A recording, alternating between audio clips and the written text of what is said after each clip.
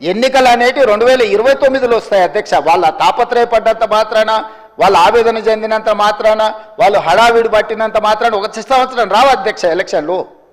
అప్పుడే ఒక ఆయన అంటాడు వచ్చేసినాయి బై ఎలక్షన్స్ వచ్చేసినాయి వచ్చే నెలలే అని టికెట్లు వంచుతాడు ఒక ఆయన. ఆయన టికెట్లు వంచండి కదా నేను వంచాలని ఇంకొక ఆయన వంచుతాడు. వాళ్ళ పోటీతోని మా సాగుకు వస్తున్నారు అధ్యక్ష. వాళ్ళ అంతర్గతంగా ఏమని ఉంటే ఉండని వాళ్ళు ఇట్లా తెలుసుకొని మాకేం అభ్యంతరం లేదు. ఒక ఆయన పొద్దున్నే ప్రెస్ మీట్ పెడితే మధ్యాహ్నం ఒక ఆయన ట్విట్టర్లో పెడతాడు దాని కౌంటర్ పార్టీ. ఒక ఆయన ట్విట్టర్లో పెట్టగానే ఇంకొక ఆయన ప్రెస్ నోట్ రిలీజ్ చేస్తాడు. వీళ్ళిద్దరు ఇట్లా చేశారు కదా అని పెద్దల సభలో ఉన్న వాళ్ళు వాళ్ళ వైపు నుంచి వాళ్ళు అదే ప్రయత్నం చేస్తున్నారు. వాళ్ళ పోటీ రాష్ట్ర ప్రభుత్వానికి తలకాయ నొప్పిగా మారిపోయింది అధ్యక్ష ఈరోజు. అందుకే నేను ఒకటే విజ్ఞప్తి చేస్తున్నా అధ్యక్ష, ఎన్నికలు మహేశ్వర్ రెడ్డి గారి పార్టీ జమిలీ ఎన్నికలు అంటారు, అవన్నీ కలిపి తీసుకొస్తామంటారు. ఇవన్నీ ఓవేళ అంతా కలిసి వస్తే 2028లో రావాల్సిన ఎలక్షన్లు అవి 2029కి పోయేటట్టు ఉన్నాయి అధ్యక్ష. సో ఉన్న అసెంబ్లీ కూడా ఇంకో 6 నెలలు ఎక్స్ట్రాగా ఉండే పరిస్థితులు జాతీయ స్థాయిలో మనకు కనిపిస్తున్నాయి అధ్యక్ష. సో ఈ 4 ఏళ్ళు మనము రాష్ట్రాన్ని మంచిగా అభివృద్ధి చేసుకుందాము. మీరు నా దగ్గరకు వచ్చిన వాళ్ళలో అప్పుడప్పుడు టీవీలలో పేపర్లలో ఎవరు వచ్చి కలిసినా కూడా ఇటు అటు అని నేను ఎవరికైనా నేను సభానాయకుడిగా ముఖ్యమంత్రిగా ప్రతి ఎమ్మెల్యేకి నేను అందుబాటులో ఉంటా. అది సిద్దిపేట శాసనసభ్యులు హరీష్ రావు గారు వచ్చినా, లేకపోతే పల్లా రాజేశ్వరరెడ్డి గారు వచ్చినా, లేకపోతే వెంకట రమణారెడ్డి గారు వచ్చినా, నేను రాజకీయాలు చూడను అధ్యక్ష. ముఖ్యమంత్రిగా నా దగ్గరికి తీసుకొచ్చిన సమస్యల్ని వీలైనంత మేరకు వాటిని పరిష్కరించాలన్న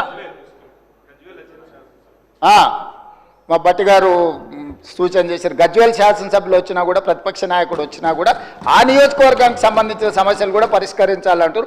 శాసనసభ నియోజకవర్గాలకు ప్రాతినిధ్యం వహించే ఎమ్మెల్యేలను నేను ఖచ్చితంగా ప్రజలు ఎన్నుకున్న ప్రతినిధులుగా వాళ్ళని గౌరవించే బాధ్యత నాది అధ్యక్ష. Just they can come as walking, just ఇట్లా నడుచుకుంటూ వచ్చి ముఖ్యమంత్రికి ఏదైనా రిప్రజెంటేషన్ ఇవ్వచ్చు. దానికి అనవసరమైన రాజకీయాలు ఆపాదించాల్సిన అవసరం లేదు అధ్యక్ష. మీరు డెఫినెట్గా ఇస్తాము. ఇచ్చినప్పుడు ఇన్ఛార్జ్ మినిస్టర్ ఉంటాడు, మీకు ఇన్ఛార్జ్ మినిస్టర్లు నిర్ణయాలు చేస్తారు. ఈరోజు ఇందిరమ్మ ఇళ్ళలో ఇందిరమ్మ కమిటీలు ఉన్నాయి, అన్నీ ఉన్నాయి. డెఫినెట్గా ఇస్తాము. మీరు ఇచ్చిన కాగితాలు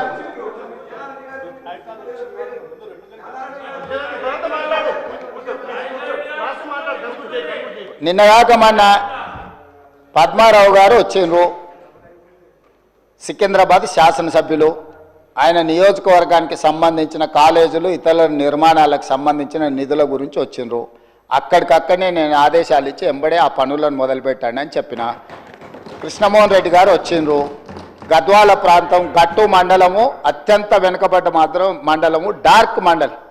గద్వాల ఏరియాల one of the backward area. వారు వచ్చిండ్రు ప్రాజెక్టులు కట్టాలన్నారు. ఇచ్చిన యాదయ్య గారు వచ్చారు చేవెళ్ళ నుంచి, వారికి ఇచ్చేసిన. మిత్రుడు ప్రభాకర్ రెడ్డి గారు కుటుంబంలో శుభకార్యం ఉంది రావాలని వెడ్డింగ్ కార్డు ఇచ్చిండు. నేను ఎవరినైనా వెళ్ళాను, కలిశాను, ఆశీర్వదించి వచ్చిన. మంచిని మంచి అంటాము, చెడును చెడు అంటాము. మా మైండ్లలో చెడు లేదు. మీరు మైండ్ లేదని ఉన్నా దాన్ని తగ్గించుకోండి. 10 సంవత్సరాల అనుభవం తర్వాత ప్రజలు ఇచ్చిన తీర్పు మనకు కొంత కనువిప్పు కలిగించాలి. అది కాకుండా మనం ఎంతసేపు ఉన్నా ఎదురుగున్న వాళ్ళని బద్నాం చేయడం ద్వారా మనం మంచోళ్ళం అవుదామని అనుకుంటే కుదరదు అధ్యక్ష. ప్రజలు విఘ్నులు. మమ్మల్ని బద్నాం చేసినంత మాత్రాన మీరు మంచోళ్ళు కాలేరు. మీరు మంచుకుంటే మంచోళ్ళు అవుతారు. మా మీద బురద చల్లి మాకంటే వాళ్ళ దగ్గర ఎక్కువ బురదుంది చూడండి అని మీ మీద ఉన్న బురద కంటే మా మీద ఎక్కువ చల్దామని, లేకపోతే మా డిప్యూటీ సీఎం గారినో ఇంకొకరినో బద్నాం చేయడం ద్వారా మీరు మంచోళ్ళు అవుదామని మీరు ముసుగు దొరుకుని మీరు ప్రవర్తించడం వల్ల మీకు ఏమీ ప్రయోజనం ఉండదు. అందుకే ఈరోజు రాష్ట్ర ప్రభుత్వం రాకేష్ రెడ్డి లేనట్టున్నాడు. ఆయన young India integrated residential school గురించి నాకు ఇవ్వాలి, నేను ప్రతిపక్ష ఎమ్మెల్యేను కదా అంటే 100% ఇస్తా అని చెప్పిన. పెట్టినం లిస్టులో నాకు తెలిసి. సో అధ్యక్ష, మేము వివక్ష చూపించము. వివక్ష మా విధానం కాదు. వివక్షతోని రాష్ట్రాన్ని నడపలేము. వివక్ష వల్ల రాష్ట్రం అభివృద్ధి చెందదు.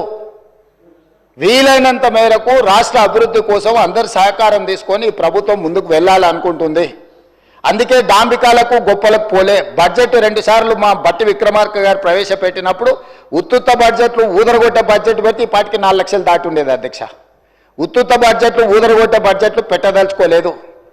చేసేదే చెప్తాం, చెప్పిందే చేస్తామనే విధానంతో బడ్జెట్ నియంత్రించడం ద్వారా రాబోయే 2 బడ్జెట్లలో యాక్యురేట్ 100%. ఈరోజు నేను బట్టి విక్రమార్క గారి తరఫున వారు ప్రవేశపెట్టిన బడ్జెట్ నాకు అంచనా వేసిన తర్వాత నాకున్న సుదీర్ఘకాలం ప్రతిపక్షంలో పనిచేసిన అనుభవము, 15 నెలలు ముఖ్యమంత్రిగా చేసిన అనుభవంలో 95% వారు ఈరోజు ప్రవేశపెట్టిన బడ్జెట్ నిజం కాబోతుంది. మినిమం 95%.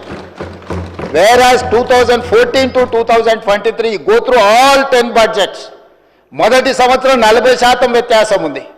ఏ రోజు కూడా 25% కంటే తక్కువ వ్యత్యాసం లేని బడ్జెట్ని గత ప్రభుత్వాలు పెట్టలేదు అధ్యక్ష.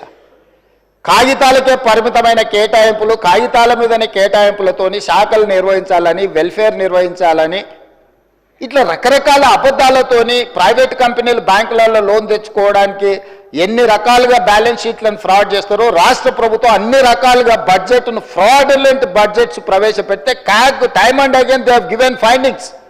ఇంత ఫ్రాడులెంట్ ఇవే మేము చూడలేదని క్యాగ్ నివేదికలు ఇచ్చినాక కూడా వాళ్ళ ఆలోచన మారతలేదు. వాళ్ళ ఆ ఆలోచన మారిపోయింది. ప్రజలు వాళ్ళని మార్చిండ్రు, మాకు ఒక అవకాశం ఇచ్చిండ్రు. మాకు అవకాశం ఇచ్చినప్పుడు కనీసం కొంత పని చేయడానికి సహకరించి కొంతకాలం చూసిన తర్వాత వాస్తవాల ప్రాతిపదికన ఏదైనా మాట్లాడితే బాగుంటుంది అధ్యక్ష.